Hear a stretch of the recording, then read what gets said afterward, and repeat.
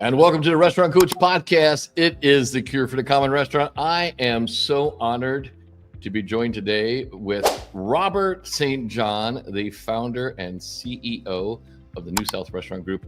And a full disclosure too, Robert also generously wrote the foreword to my very new book. My newest book just came out, Ingredients, Creating Total Restaurant Success in 90 Days. Robert, I am so honored to have you on the call today. Donald, whatever you ask of me, I'm going to do, dude. Tell people a little about me. I'm honored. Hey, well, tell people a little bit about you've had a wild ride in the restaurant game. So why don't you tell people a little bit about your story, about how you got in this crazy business? Well, I've been in the business for 44 years. I'm in my 38th year as an owner. Mm-hmm. I was born and raised in Hattiesburg, Mississippi, in a house about 4 blocks that way. Nice. I currently live about 8 blocks that way from where I'm sitting. We have 5 restaurants, 2 bars, and we're opening 7 restaurants in the next 5 years. Yep. I grew up here we're in South Mississippi, about an hour due north of the Gulf and about an hour and a half northeast of New Orleans. Yep. My dad died when I was 6. My mom raised my brother and me up on a art teacher's salary as a public school art teacher. And so that meant I had to work. Yeah. And I started working really like mowing yards at 12, and at 15 had a full-time job as a disc jockey in radio, which I loved. I'm a huge music fan. And I went off to college at 17 and didn't really know what I wanted to do or what I wanted to study. And I knew I loved radio, was pretty much all I knew. And this would have been 1979, and I'd been in radio for 3 years at that time. So I just majored in communications, but I really mainly majored in partying.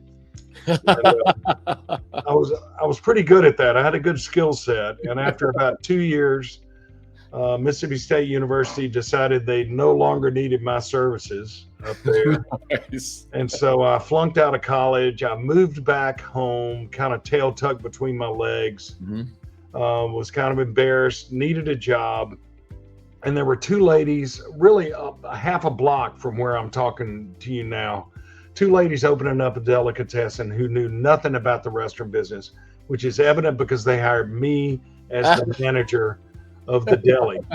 And it's one of those things that I'm going to tell you, looking back 44 years ago, it feels like it was the first shift of the first day. I just fell in, but it was probably truthfully sometime in the first week where I just fell in love with it. It's like, not this is what I want to do, like this is what I'm supposed to do. This restaurant thing, I love it. I loved, the peaks and valleys and seeing the people and the stress and the difference.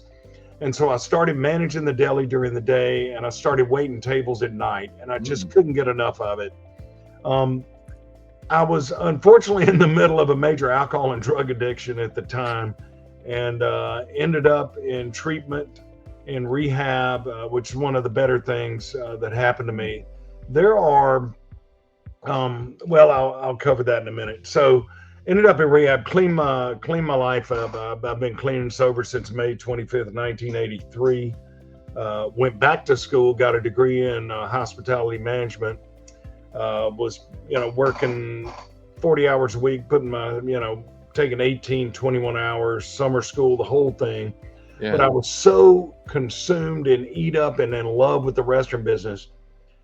Any spare moment on the university campus, I went to the library and just lived in all the restaurant trade, Nation's Restaurant News, Restaurant Business, all that. I was in the periodical section. Anytime between class, whenever. I waited tables at night and a lot of lunch shifts. And then I'd stay up till 2 and 3 in the morning, designing restaurants, designing menus. Oh, wow. I mean, I've got reams and reams. I still do it. I mean, I'm just in love with it. So I opened the first restaurant, which was a fine dining restaurant, Purple Parrot Cafe, December of 1987. I was a waiter and hired a bunch of my buddies who waited tables and brought a chef in. I had an original business partner, and we brought a chef in from the Florida Panhandle who was a legend. He was a legend for two reasons. Number one, he was a great chef and everybody loved his food. Number two, he was a binge drinking alcoholic, really bad. And so, he would start drinking on Wednesday and they'd find him, 90 miles away on Sunday. But we brought him in and it's like, whatever you do, you can't try. I opened that first restaurant. I had $25,000. I had no money. I had a negative net worth. Had been trying to put myself through school. Yeah. Sold a little piece of land my grandfather left me for $25,000. That was my stake in opening the restaurant. We told this chef, whatever you do, you can't drink. Do not drink. He didn't. He trained all the kitchen staff and developed the menu. I brought in, and my partner and I brought in the front of the house staff. Opening night, we went for a soft opening, December 27th, 1987. Wow. And I learned my first business lesson in the restaurant business, which is lock the beer cooler. Yeah. Because this guy, about 8 o'clock, I noticed some hitches in our service, went to the back, and this guy was passed out. He had drank a case of beer out of the walk-in, a bottle of Dr. Tishner's from across the street. Oh my God. So we fired our chef opening night. On night number 2, you know who's back there? You. Yeah. And my mom had begged me, do not open a restaurant. You're going to ruin the family name. You're going to blah, blah. I said, Mom, I've already ruined the family name. We can only go up from here. We're at the bottom. The extent of my cooking experience at that point in time was that I had asked for and received an easy bake oven for Christmas when I was 6 years old. That was it. I had cooked with a 100-watt light bulb. So it forced me to get back into the kitchen. Yeah. We were closed on Sundays back in those days. And my wife, she was my girlfriend then, Jill. Yeah. She and I would drive down to New Orleans, and I would eat around New Orleans at different restaurants, which I'd done all my life. But this time I'm doing it with restaurant eyes. So you're looking at things differently. I would come back and I'd try to replicate those dishes. Eventually my dishes took over for the other guys. I did 90 hours a week for the first 4 years. Lived in a one-room apartment above a garage till I was 30. Loved every minute of it. I still love every minute of it. And what I was going to say a minute ago, things that look like the absolute worst thing that could happen in your life. So other than my dad dying when I was so young, which I couldn't do anything about, obviously, but flunking out of college at that time was the worst thing that could happen. Yeah. But had I not flunked out of college, I never would have gotten into the restaurant business. True. Getting that DUI May 25th, 1983. Had I never gotten that DUI and I kept going like I was going, because I was bad, man. I had accepted the fact that I wasn't going to live to be 30. And truth is, I probably wouldn't have made 25. I was 21 at the time. So getting that, obviously I ended up in drunk tank one night. Yeah. Again, one of the best things that ever happened. It looked like the worst at the time, best thing now because it got me clean and sober. Firing our chef opening night again seemed like, oh man, what are we going to do? I'm doing, and it forced me to get back into the kitchen and learn the business from that. I was just a waiter for 6 or 7 years before that. So, it's one of those things that, COVID looked like, this existential crisis to us. And, I had conversations with my kids and my wife, I don't know, we have to sell the house, these restaurants may close, we're moving to a park, we're going to do whatever we can, whatever we need to do to keep these things open, keep the people working. And that thing, as bad as it was, made us tighten up, made us work more efficiently and effectively, and actually ultimately led us to you. And we got better. So yeah. The worst things in life aren't always the worst things in life taken in the whole picture. That's true. That's so true. Sometimes the things that we think are setbacks are actually setups for a great comeback. So that's a long answer to your very short question. That was a great answer. But that gets everybody to this point. So we have 5 restaurants, 2 bars. I'll go over those real quick. And we have Crescent City Grill, which is kind of our flagship. That fine dining restaurant was a COVID casualty. It was open 33 years. Purple Pear Cafe was Yep. a great restaurant. So Crest City Grill is a Creole themed casual restaurant. We have a Italian restaurant called Tabella. We have a burger joint, which is one of our growth vehicles called Ed's Burger Joints. Awesome. We have a breakfast lunch concept called the Midtowner that we're in the process of doing our second one of those. We have a bakery. The newest thing I've opened was about a year and a half ago, maybe 2 years at this point.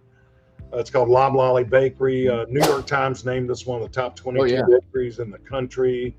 And then so we have a lot, and then we have 2 bars, Mahogany Bar, Maple Bar, that do substantial business. So that's what we have going now. Awesome. Yeah, Loblolly. I came out and did some work with your leadership team. We did a leadership conference, and we're just in the beginning of king cake season. I'll tell you right now, man. When king cake season runs around, you gotta get ready. You gotta go to Loblolly. We're gonna try to get you to the point where you can ship those things. Yeah, this year we hope to ship. We couldn't ship this past Mardi Gras season, but next year, coming up in 26, that'll be awesome, because that's like the most amazing king cake I've ever had. It was the flavor profile, just that it has a really, really light texture to it, which is unusual. Yeah, it's amazing. Awesome. So leadership, leadership's really, really crucial in restaurants and stuff like that. What do you think is the number one trait that leaders need today? And I can just speak to myself. I'm not sure I'm equipped to give advice on other people, but what has worked for me, and it's something I've really just gotten in touch with in the past year or two, and you are partially responsible for this, and then Gary Vaynerchuk, who I'm a big fan of him as well. Both of you guys, and I would say candor. I've never been very candorous with people, and I didn't want to hurt people's feelings. I didn't, and it's different than being honest. I feel like I've always been a fairly honest person, but there's a clarity in being candorous and using, there's radical candor that we know about, and but. It's a situation to where I would be with my leadership team and going, how's, old Joe doing over there? He's not doing great. They'd say he's always late, he's doing this, he's doing that. And everybody's complaining about Joe. And then I'll see Joe and the rest. Hey, Joe, man, good to go. How's it going, man? Keep up the good work. That kind of thing, which is terrible. It's terrible leadership, and there's nothing candorous about that. And and what I've learned, because you say rightfully all problems are people problems. Yes, and that's right. And most of those people problems I've learned are communication problems. Exactly. And lack really of communication. Yep. And what I've learned is that life is much easier. It may be a little harder in the moment and a little more uncomfortable in the moment. Some people, my wife has no problem speaking very frankly to people in a respectful way. She can do that.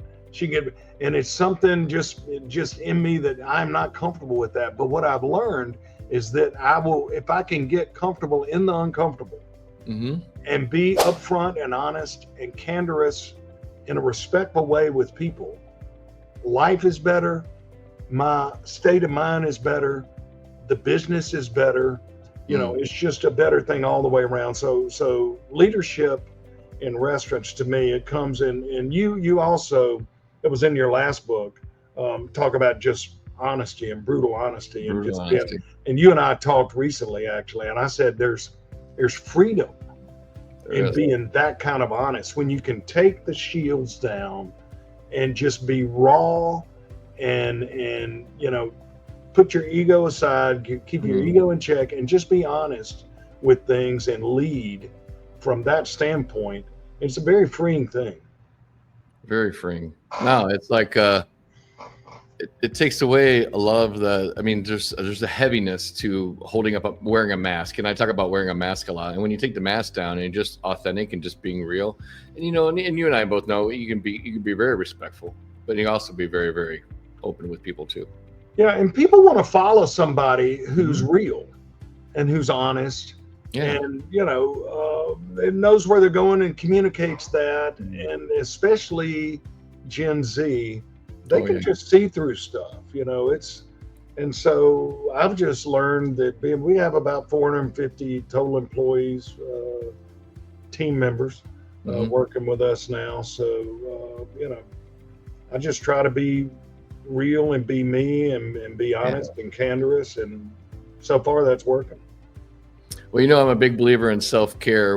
And I know you do self-care too. What are some things that you do to take care of yourself?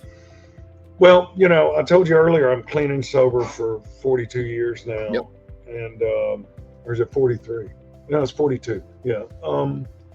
And so I do a 12-step Mm. program that I go to meetings for that probably 4 or 5 times a week. Still, Yeah, yeah. 4 decades later, and there's a very spiritual component to 12-step programs, and so I'm very plugged in there. I'm very plugged into helping other people, which Mhm. in turn really helps me. I put my phone number out there for people about once or twice a year. I go through my whole story and my Mhm. struggles with alcohol and drugs, and I was into some hardcore stuff. And put my number out there. I got 2 calls earlier today. Yeah. I'm sometimes talking people off the ledge and things like that. So I try to help other people. I go to the gym 3 days a week. I love working out. Mm. Um, and, I meditate sporadically. I pray fairly often. And, I prioritize. I've learned in my life, it took me really about my daughter was born when I was 36. Oh, wow. And my son was born when I was 40. And I probably looked for fun in a lot of the wrong places for a long time. And around the time my daughter was born, she's 28 tomorrow. I started prioritizing life, and it's something I call the 5 F's, and it's in order: faith, family, friends, food, and fun. There you go. And so faith is whatever your faith Mhm. is, and Yeah. I'm a Christian, I'm a Methodist, but whatever that is, as long as that's the primary part of your life, and that comes first, and then obviously family is second. Mhm. And there's a strange thing that happened when Jill was pregnant with our first child, our daughter, and she was noticeably pregnant, probably 7 months, and we'd be out about town at a party or something, and people would come up to us and they would kind of grab one of us by the arm and look us in the eye, and they would say, "It goes so fast." And it was, they had a look in their eye when Yeah, they yeah. would tell us this. And then I would hear it over and over and over. And finally, we sat on the edge of the bed, and I was like, we need to pay attention to this, right? Because I don't want it to go too fast. Yeah, yeah. And so at that point in time, I was like, this is the most. I've got a lot of job titles. I do a lot of other stuff besides restaurants, but most important job title I ever had or will ever had is being a father. There you go. And so, I prioritize that and still do. So faith, family, friends. My grandfather used to tell me, he was like the primary male influence in my life. My maternal grandfather was a great man. He used to say, a rich man has his first dollar. A wealthy man has his first friend. Ooh. And he also used to say, you can judge a man's wealth not by the size of his pocketbook, but by the depth and breadth of his friendships. That's true. So, I consider myself a very rich man, not because I have a lot of money in the bank, which I don't, but I have a ton of great, real friends. So faith, family, friends, food, and that's in there. That's one of the F's, not because I'm in the restaurant business, and not because I'm in the food business and I love food and the whole thing, but really it's the thing that connects us. It is. It's the thing, if you think about it, people, I challenge people a lot, tell me, think about the best times in your life and your fondest memories. And I'll bet somehow, somewhere, food was, you're sitting around a table, you're celebrating a birthday, you're celebrating a graduation, Yep. You're going out with friends, you're doing that. It's the thing that brings us together. It's things that connects us. and I can remember back, I'm a 63-year-old man sitting here talking to you about lunches at my grandmother's house that made such an impression on me when I was a kid. And so faith, family, friends, food, and then fun. The thing that it took me a long time to learn is that I was looking for fun in a lot of the wrong places. But what I didn't realize is that when you have 4 of those other F's going on, the fun just happens. Just a natural byproduct. Yeah. Think about that lunch at my grandmother's house that we're selling always after church. So there's faith. Family were all around the table. Friends were always invited. Food, you're damn right. There was a lot of food and it was great food. And so the fun is just creative memories. So there you go.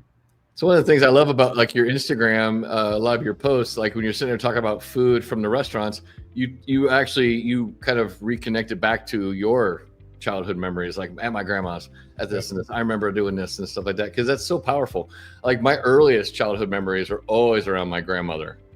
And my dad, being a chef and cooking food. Always, like you said, when you really explore some of your best memories when you're a kid, most of it's usually around food and family or friends or both. I'm ready to be a grandfather. My daughter got married in March. I'm ready to be a grandfather so I can create those memories in those grandkids that they'll be on a podcast or whatever's going on 50 years from now and talk about, my granddad, man, he brought us together and fed us. Well, the basic principles of my coaching program is called the TRC method. And the TRC method is based on what we call people, product, process. How do you think that framework that I teach, the TRC method, is different from a lot of like other kind of restaurant, programs and stuff like that? I think it's so important and that you order it in that way. Mm-hmm. And so just for the listener to this podcast, Donald and I have a personal coaching call every week, and then Donald coaches with my leadership team. I mean, we brought him into the restaurant to do a leadership weekend and all this stuff. What I love about it is you always start every session with you meet with my C-suite, which is my COO, my chief information guy, my chief culinary guy. So the 4 of us. And you meet with the leadership team, which are all the managers and assistant managers from the restaurant. But you always start with the people, product, process. Always. You go through that every time and you drill it in because that's so important. And, I've been in business as an owner for we're in our 38th year. But after COVID, we took a dive, man. Our culture took a dive. We lost a lot of people. We're in a university town. There are 2 colleges in this town. And we were used to, for over 3 decades, hiring only A+ candidates. We could pick and choose. A+, that's it, A+ candidates.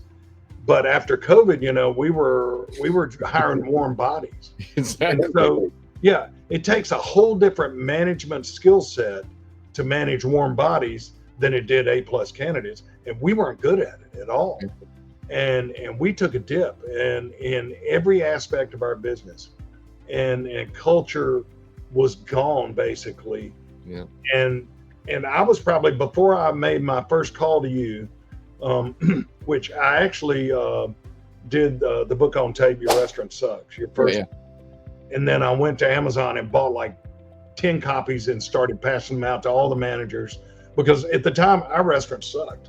It did, like I say in the foreword to your new book. The first line in the piece, I think is the very first line says, "My restaurant sucked."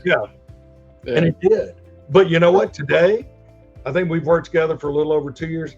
None of our restaurants suck today. We're great, and it's because we started with those warm bodies, the people. We started getting the people right, and then we started, we just did the product next, and we did the food. And I didn't, as much as I know about restaurants, as long as I've been in it, I probably had that backwards. And what every restaurant does. And so, I mean, bottom line, if you're asking me about, the TRC method that you use, it's 100%. You got to do it in that order. Because until you get the people, and like you say, all problems are people problems. You got to straighten that out before you can get into the product. Yeah. I think a lot of people. That's the way it was explained to me too. Is like my first business coach, the guy who sat me down and told me this 3P framework, this people, product, process thing. He says, you have it all three. You just have you hear me use the analogy. It's like a combination lock. Yeah. And if you have the lock and I give you the combination, you got to make sure the combination's in the right order or else the lock won't open. And that's where most restaurants are. Most people start with product because every restaurant has a menu. And then they get a couple of processes in place. Oh, I need some checklists. We need probably a P&L, probably need this and that. Oh, and then they go back to people part. Oh, I need to hire people. I need to train some people. People, product, process. It always works in that order. It's like if you have the combination lock in the right order, it always works. And you hear me say it. In fact, the first chapter in a new book is like, it's the frame that changed the game. Because when I learned this people, product, process framework, and I started implementing it in that order, it changed everything for me. When you started implementing this TRC method, what were some of the immediate changes you started noticing right away? Well, we started living by our core values and our mission statement, which again, I had core values. Yeah. I always had. My problem was I wasn't preaching them to the team. I mean, so they do no good if I'm just keeping them internally at all. And so we started going heavy into that. I put them everywhere. We do the cards. We've got the mission statement and the core values on a card. It looks really cool and slick, and all the managers have them. They're getting better at using them when they have to discipline, but they're posted everywhere. They're posted in public places. Our core values, which are hospitality, quality, consistency, cleanliness, and community. And we always hit on some of those some of the time, but we weren't ever hitting on all five all of the time. And so we started doing that, and then we had a purpose statement that had changed. Originally it was customers, co-workers, I think I call it customers, co-workers, and community. And that's all it said. It was just 3 words. But now our purpose is really, we exist to support our team, to delight our guests, and to serve our community. And we started using different language as far as our guests instead of customers. And instead of co-workers, which I used because it was a C word back then. And customers, it's guests now.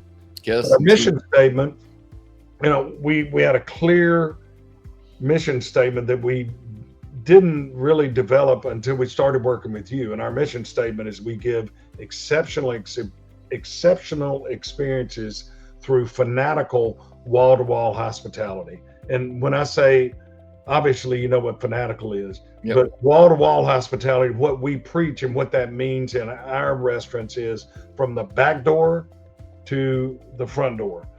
So, and everything in between. And we try to create experiences, not just a restaurant visit. And so you helped us, thank you,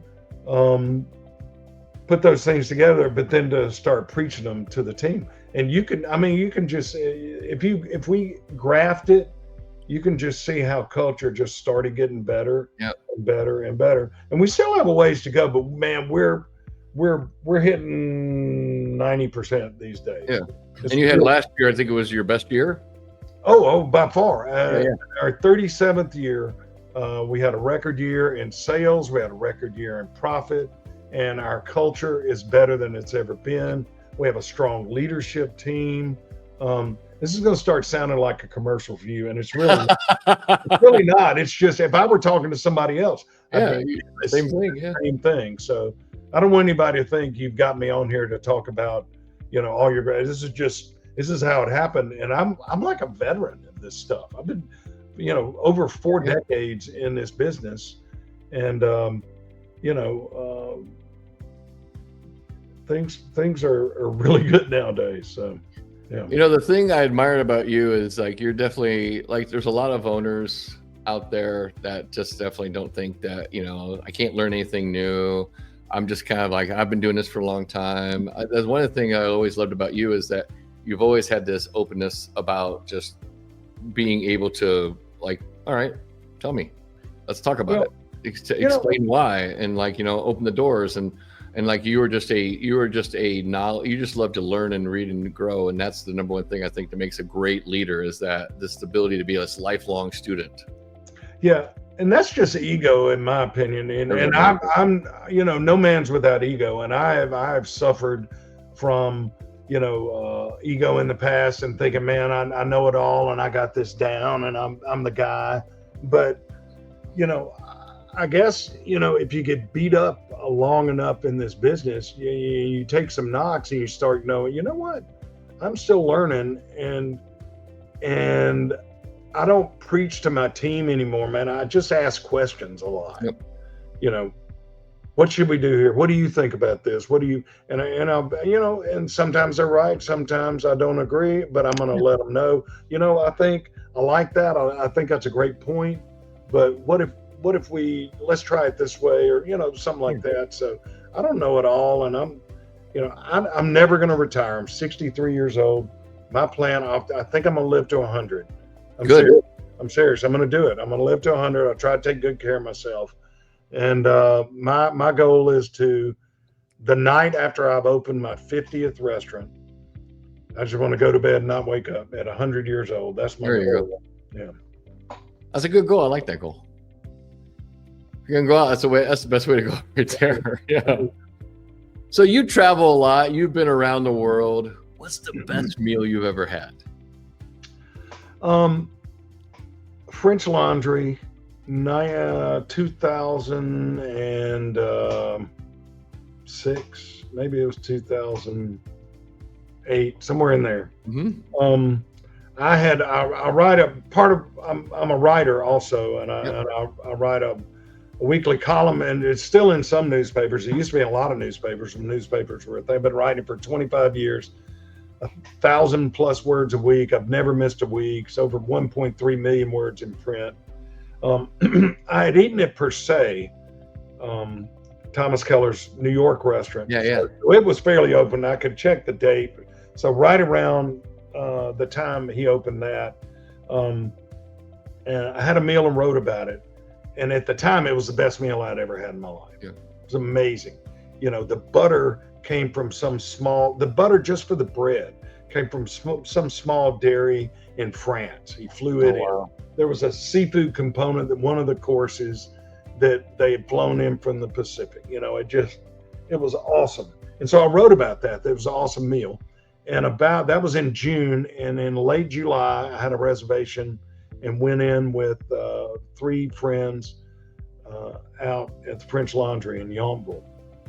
And we walked in, and I was with this guy named Jim Kimsey, who's passed away now, but he's the founder of America Online. He's a billionaire with a B. Yeah. And we're in there, and 2 other mutual friends of ours. And right off the start, Kimsey starts going, man, they know you here. They know. I said, dude, trust me. Little old Robert St.John from Hattiesburg, Mississippi. They do not know me in here. No, I can tell by the way they're treating you. And what's that? Tony Bennett was in there with some big. Oh my God, really? Tony Bennett walks by, says hey to Kimsey, and I said, see, if these people know anybody, they know you, dude. They don't know me. And every course, we had 36 courses. Oh my God, that's great. Meal. And it wasn't 36 rounds. It was 18 rounds. So from the moose bouche to the final dessert and a little lagniappe they gave us, it was 18. So there were 4 of us. On the foie gras course, like Kimsey and I were sitting across, we'd have one foie gras, and then the other 2 guys would have a different foie gras. So we're all tasting. We tried 36 different. The meal was so long we needed a halftime break. We went outside and just, had to walk around. As someone who's clean and sober, don't drink, they were doing non-alcoholic pairings with me. I think it's the first time they had ever done that. They asked my permission if they could do that. I said, yeah. I've been back several times since, and they still do it. And the whole time he said, I said, dude, this is Thomas Keller. He has no clue who I am. After the very last course was served, a guy named Larry Nadeau, who was the maitre d' there at the time, said, Mr. St. John, Chef Keller would like to see you in the kitchen. I was like, oh, and Kimsey's going, see, I told you. And we walk back there, and Keller goes, thank you for the piece you wrote on per se, Oh, wow. So he read it, and it was, so that meal really stands out Yeah. as a restaurant meal. But I could pick any meal I had at my grandmother's. Yeah. Sonny, she was a great cook. Her specialty was leg of lamb. She made great leg of lamb. Oh. And then there's several meals. Probably in 2011, I took my wife, Jill, and at the time, my 10-year-old son and 14-year-old daughter. We flew to Sweden, bought a Volvo, and spent the next 6 months traveling around to 17 countries and 72 cities on 2 continents. And my son and I would have, the girls would sleep late. He and I would get up at breakfast every morning. Yeah. I'm a breakfast guy, always have been. He's a breakfast guy. And we had breakfast in some amazing places. And, it'd be hard to pick, but that one French Laundry meal awesome. Was the first time I ever went there, and they blew us away. Yeah. You know Rick Tremano. Yeah.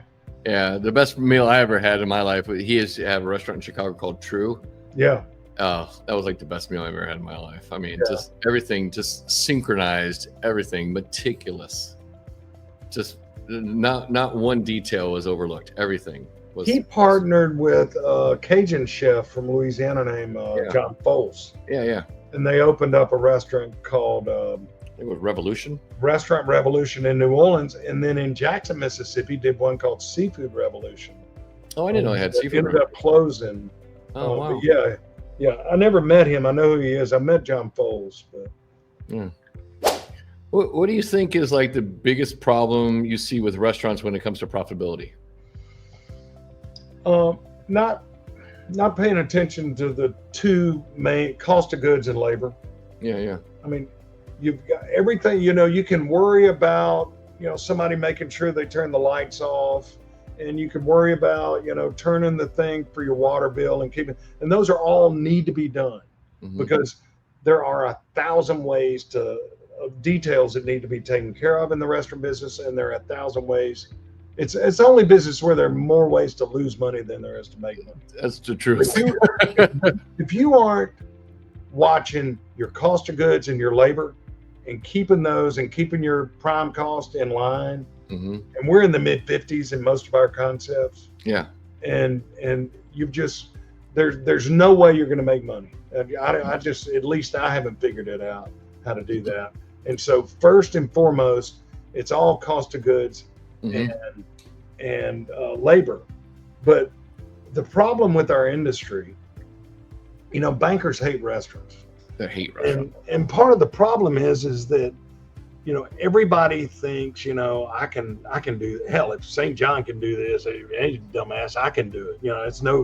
There's obviously it's got to be easy if he's doing it. And so what you get is every Tom, Dick, and Harry that cooks a good steak in his backyard. Exactly. And people, hey, Tom, man, that's the best steak ever. You ought to open up a restaurant. And so Tom starts thinking, that is a good. I could do that. Yeah. And so he thinks, he's thinking he's going to be basking in the glory of his customers at table 5 in the corner booth on a Friday night. And what he learns pretty quickly is that the dishwasher didn't show up. And he's taking out greasy mats at 1 a.m. And it's nothing like what it looks like on the Food Network.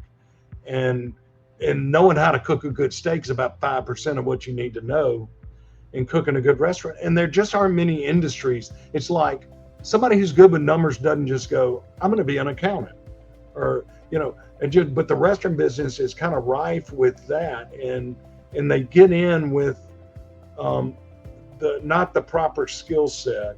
Yep. And not the proper priorities. And so, you gotta watch your food and labor. Food, beer, wine, liquor, and labor. That's what we preach. And let's give a shout out. Like, you and I are both friends with Fred and Gino, who have Restaurant Systems Pro. Yeah. And those guys are, I'm a huge believer in getting software. I mean, the days of manually tracking shit on a fucking piece of paper and a notepad, that's like past. You got to have a good software system. If you ask me, and I'm glad you brought them up, because we got with them before that really is partially what also led me to you, because we needed to get our financial house in order because it was crumbling. Yeah. I mean, we had grown from a mom and pop restaurant to, we had several others, and we had about 7 at the time. COVID took a couple of them out, but we weren't being responsible restaurateurs. I mean, we weren't doing weekly inventory. We had gone from this mom and pop when it started, and it was me and my original partner who I bought out after a couple of years, and 40, 50 team members. And we were all the same age. We were all running. It was all good. And you had all the great stuff and how it is when you're opening a place early on like that. But we had grown into 400 or 500 people at the time, and we're still running it like this mom and pop. We weren't doing inventory. We weren't measuring our prime cost, all that stuff. And so Fred and Restaurant Systems Pro, and it was not easy. I'm gonna tell you, man, it was trying to get the management team at the time. We pretty much flipped it, but except for maybe just a couple, and Jared is the COO. But trying to get them, to do, I mean, this is a huge, we have 4,000 bottles of wine in our wine inventory. Oh, shit. And we have a huge menu in this one building, and we had at the time like 180 tequilas and probably 200 bourbons, ryes, and whiskeys. And so trying to get them to do inventory, it was, but once we did, and once we started practicing good financial responsible business practices through their system, things started looking up. And then when we got with you and we started working on culture and the people stacking it, which is what we call frame stacking. Yeah. And so I'm wide open, and I talk to you about this a lot too. I'm a huge fan of Alex Hormozy as well. And have been out to Vegas and done a seminar or whatever, and do a lot of his stuff. And he's given a lot of good examples of what I need to do. And, so he preaches that you can go out and buy experience, and you can buy other people's wisdom, and you can, which is what I do with you. And you've got such a broad experience with, what is it, 1,000, 2,000 restaurants you've worked with? Over 3,000. And so we feel like we're the beneficiary of all of that. And so it's an easy decision for me to pay for that. It's an easy decision for me to pay to go to Alex Hormozy and to pay for Restaurant Systems Pro to help us get, and we've got a couple of other things that we're working with. So I'm a big believer, and that's also, you got to put your ego aside. You don't know everything. I don't know everything. I've been doing it a long time, but the more I learn from other people and open up to, learning from other people, then the better we get. We just keep getting better. I still have coaches. I still have 5 coaches. Yeah. I'm a huge believer in learning. I've always been, and you hear me talk about it all the time, the 1% mindset. You want to just be 1% better today than you were yesterday. It's money spent, money well spent. Always. Yeah. Every coach I've ever invested in has always returned me at least 100x every time. Yeah. Every time. Agreed. Labor crisis. You hear a lot of restaurants talk about the labor crisis. Do you really think there's labor crisis, or what do you think really is the problem?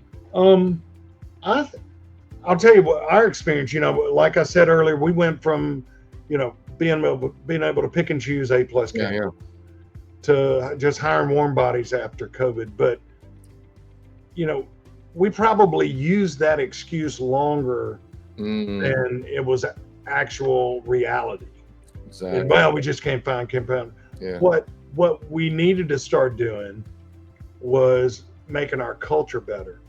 And years ago in the 90s, we made a decision. We want to be the restaurant to work at in this market.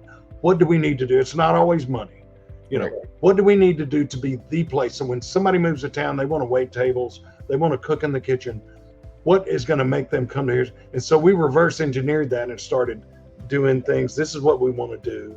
Yep. And we, it's all about creating that good team and that good culture. We started only interviewing on Tuesday mornings from 8 to 9:30.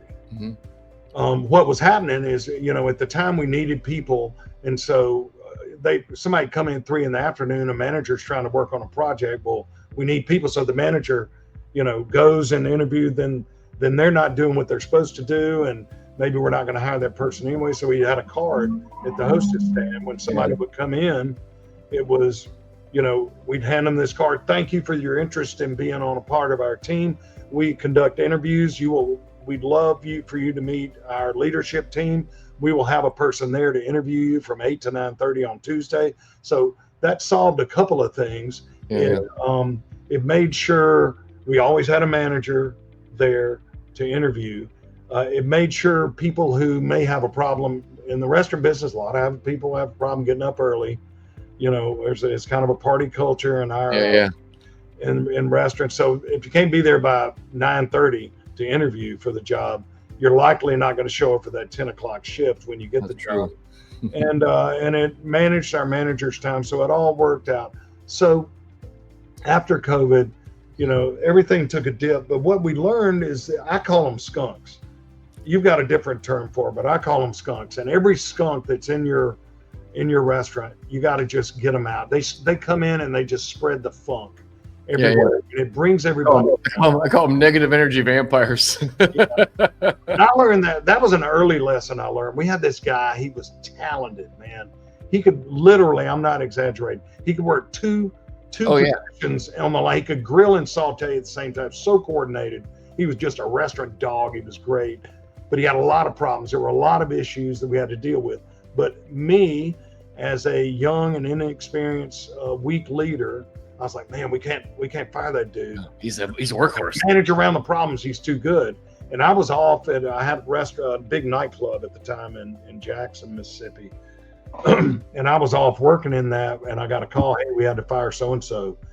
And I was like, oh man. And man, attitudes and everything just got better. Yeah. When we got him out of there. And I learned that lesson early on. And so we hire fast, fire faster, promote fastest. Yeah, promote fastest, right? Exactly. That's the way we do these days. Yeah, I always make the joke, like when people are afraid. I don't think there's a labor problem. If you create the right culture, the right atmosphere, then we hadn't had a problem, but lately. Yeah, you hear me say your vibe attracts your tribe. Yeah, agree. Yeah. I have restaurant owners all the time, like, oh, there's just no good people out there. Is it really there's no good people, or is it maybe they don't want to work with you? Yeah. That's the question you got to ask yourself. Yeah, I'll tell you, man. Yeah, it's like you get rid of those negative energy vampires, and then it's like there's like a cloud that lifts off the restaurant, and just people can just breathe again. It's like I make the joke, is like, when you're dating and you're dating somebody, and then you break up with them, and then all your friends say, I never liked her in the first place. You're like, when you tell me that? It's like, you should have told me that when I was dating her. Yeah, and you know what happens sometimes is you get back together with them, then the friends you have who didn't like the girl, man. Yeah. And I've been on the other end of that. I've told people, dude, man, she's this and that. Horrible, yeah. And then they end up getting back together. And then you're like, oh man. It's like, oh no. Yeah, definitely. So if you came with a warning label, what would your warning label say? If I came with a warning label, it would say, caution, he doesn't slow down. Is it? You don't. You are all gas, no brakes. I do. I'm here in South I love that about you, though. I don't hunt. I don't fish. I don't play golf. No, you're like me. I do restaurants. I breathe and sleep restaurants. And family, and that's it. And I'm still, like I told you, when I was in my early 20s, I'd stay up till 2 and 3 in the morning, designing. Well, back then I was writing on a yellow legal pad. I go home, I spend time with the family, but I'm working on restaurants and future concepts. It's just, I am eat up with it. I love it. I'm still high energy. I get tired every once in a while. I'm 63, and about 10 years ago, I can remember getting in bed. I'm very ADD. very hyperactive. And I remember getting in bed with my wife, and I went, I think I'm tired. I think this is what tired. I was in my mid 50s. I'm really, this not exaggeration for effect. I was in my mid 50s before I ever really thought, Yeah. this is what tired feels like. And these days I get in the bed and I'm like, oh, this feels really good. But I'm also on my laptop. Yeah. We should compare notes one day, because like in your youth, you were designing restaurants. Like my youth, I was a chef, and I wanted to be like a James Beard chef. Yeah. I have notebooks, thick notebooks of all these like menus I created in my 20s. I mean, like, notebooks and notebooks of menu ideas, and just like, and I would sketch out items, like I would draw out items on the plate and how I would plate it and the garnishes and stuff like that. I still have a lot of these drawings today. It's crazy. I've got all my old yellow legal pads. I bet I've come up with 60 probably total concepts, menus, look, kitchen design, layout, all that stuff. And several of them, even though I never expressed them to anybody else, have come and become national things. And that kept me going for a while. I would, Jill knew, because I was like, what are you working on? I'm working on this concept that blends this with this, and to be this. And like 4 years later, someone would open up and she'd go, that's like that thing. I said, yeah. So, it makes you feel like, well, at least maybe I'm on the right track. On the right track. You are. With my imagination and creativity. Yeah, and the one thing, and I talked about this a couple of weeks ago, is like the team was like, Robert comes with all these ideas, and it just comes at us crazy. You got to tell him to stop. I'm like, no, it's his job. His job is to keep the ideas coming. Your job is to field out which ideas are viable and which ones have good ROI. That's where you guys put your focus at. But Robert's not going to. And I said, I don't want him to slow down. I want him to keep coming with the ideas. That's his goal. That's his job as the visionary of the brand, is to come up with new ideas. I couldn't make it stop if I wanted to. I can't.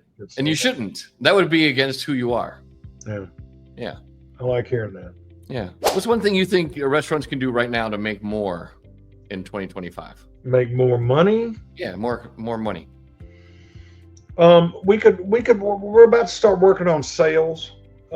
We used to be better at that in most restaurants, and we're about to rework our training. Yep. And go hard into sales. We do at the flagship here, we do about $7 million a year. Yeah. But I think if we really worked with the team, we can bump that up probably 15%.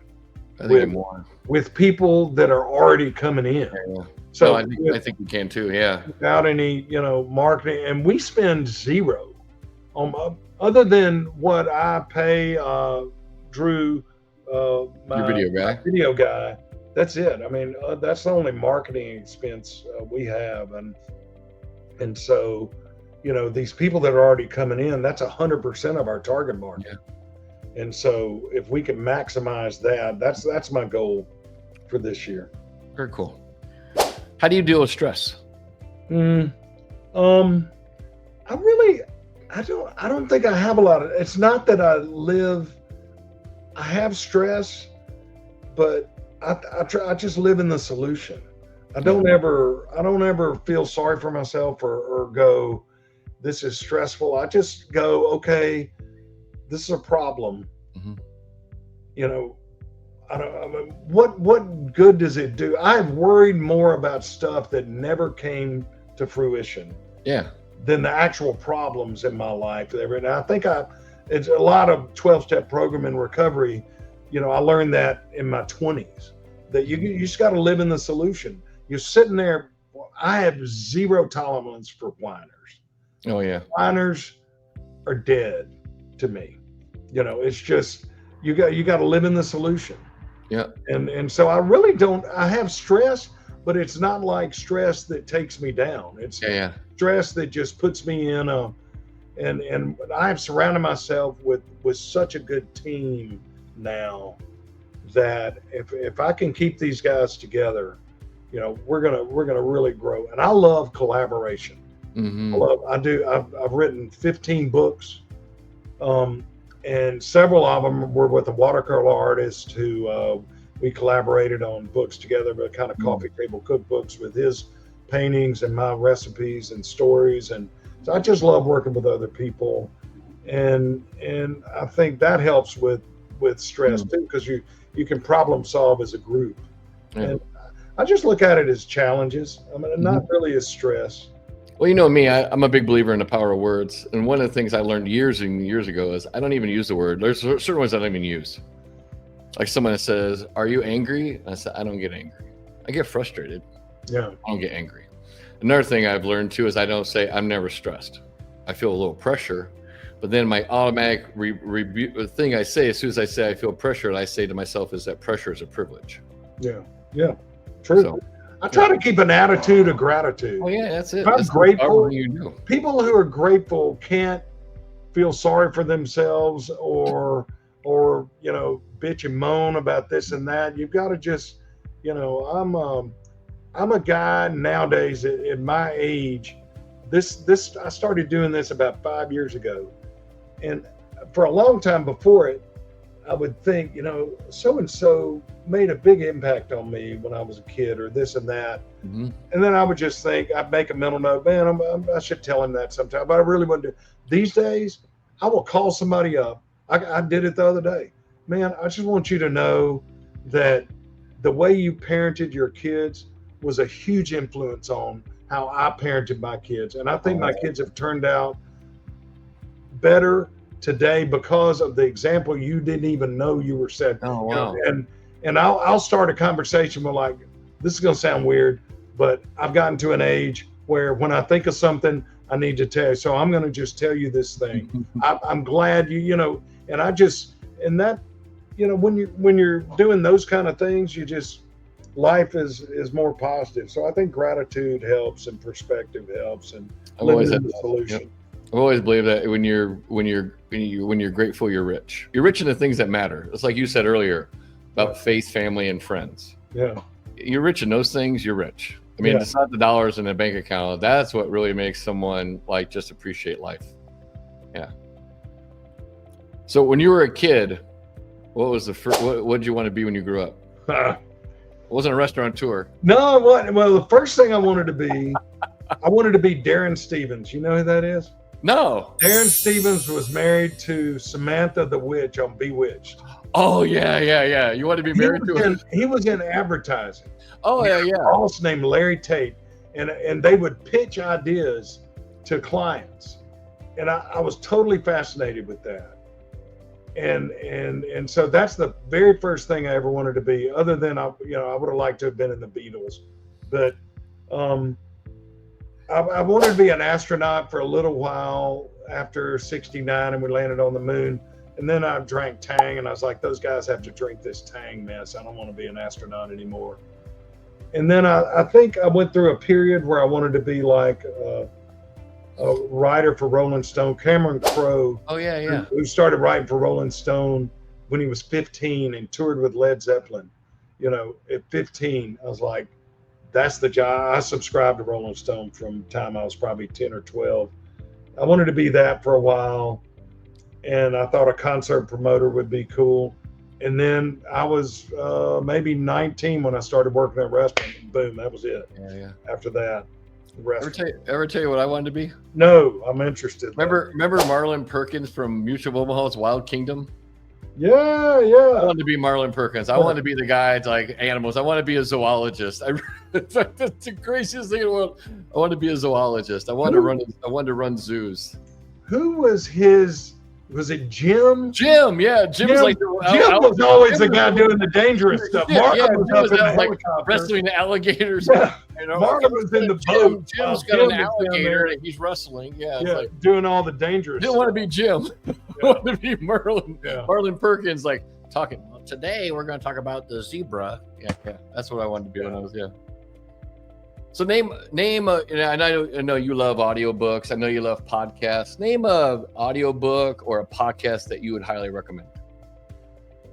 The ones I listen to, I'll give you maybe my top 5, and I am all in them. My wife and I will binge stream a show, but other than that, I'm listening to podcasts. Yeah, you're like me. Because I'm gonna tell you, if there were 2 things, when I was 30, if I had access to AI and podcasts, I'd be talking to you from my private island right now. No shit. But there's a podcast called All In. I never miss All In, and it covers it's 4 guys. They're billionaires. Some of them are out of tech. They have major players on. I think they call it the #1 podcast in the world, and I guess it is. But they cover politics. They cover health. All In. All in. Right? I never miss it, and they do once a week. They'll have some interviews as ancillary things. So I listen to All In. I listen to Present Company Excluded. I listen to Dan Martell. I love Dan Martell. Always listen to him. I like Alex Hormozy, and I like Gary Vaynerchuk. Yep. So those guys, I never miss any of them. I do Megyn Kelly's. Like Megyn Kelly does this like morning update thing. It's about 16 minutes. And so in the morning, about 6 a.m. after I'm out of the gym and I'm in the shower and doing all the stuff, I'll play that. And that runs, that sets up some news, at least of what's going on in the world. And I'll play that. But otherwise, there's some I like. I want to just pull up my list. Cool. What's a quote you live by? Oh man, there are a lot of quotes. Shoot, that you stumped me now because I have so many. I'm gonna go with it's a pretty oft used quote by Maya Angelou, who was talking. It's used in hospitality a lot, and I've heard Danny Meyer use it, heard Will Guidara use it, and she was actually talking about something else, not hospitality, but it works for hospitality. And it's people will not remember what you said. People won't remember what you did, but they will remember how you made them feel. True. And I use that with my team a lot when we're talking about customer experience. Yeah. It's about how you make them feel. And that is what hospitality is. Hospitality is not being nice and kind and doing all the things and taking an order. It's how you make people feel. And another thing I tell my folks is a lot of times, it's when there's a problem, and if we handle those problems in the proper way, a lot of times you win guests over more so with a problem situation than if you would have just knocked the meal out of the park from the start. Yeah. So very true. Yeah. My favorite quote, and I built the whole TRC brand is built around this one quote from Zig Ziglar. And the quote is, you can have everything in life you want if you just help enough other people get what they want. True. That's where Zig Ziglar's from? He's from Hattiesburg, isn't he? He's from Yazoo, Mississippi. Yazoo, Mississippi. Yeah, Yazoo. That's right. Yazoo, Mississippi. Yeah. He's a Mississippi. Yeah. I knew he was a Mississippi boy. Yeah. Yeah. All right. Awesome. Robert, I want to say thank you so much for stopping by today. Thank you so much. And thank you again. Ingredients is now available on Amazon, paperback, Kindle, hardcover, forward by the legendary Robert St. John. And it was my pleasure. If you're in Mississippi, please, New South Restaurant Group, you can go follow them on Instagram. You can follow Robert. What's your Instagram? I think I'm Robert St. John with _ Robert _ ST _. Yeah. I mean, you can Google me. You can Google me, and all my stuff comes up. RobertSt.John.com, and you can get to all of it. The rest. Yeah, and you got great books out there too. Yeah. I'm trying to catch up to you. I've got 7 books. I got a ways to go to catch up. You'll get there. I'll get there. I'm getting there. Well, thank you so much, man. I appreciate you stopping by today. And again, if anybody needs anything, please, you can always reach out to me. You can reach out to Robert, especially if you're suffering with any kind of addiction or drinking or depression stuff. Please, both of us are available. I've dealt with depression my whole life, and I'm more than happy to talk about any of my kind of struggles with it. If you are feeling any kind of depression, any kind of weird stuff that you just like having some bad negative thoughts, please reach out to one of us. We'd be more than happy to help you out. Always. Thanks, Robert. All right, buddy.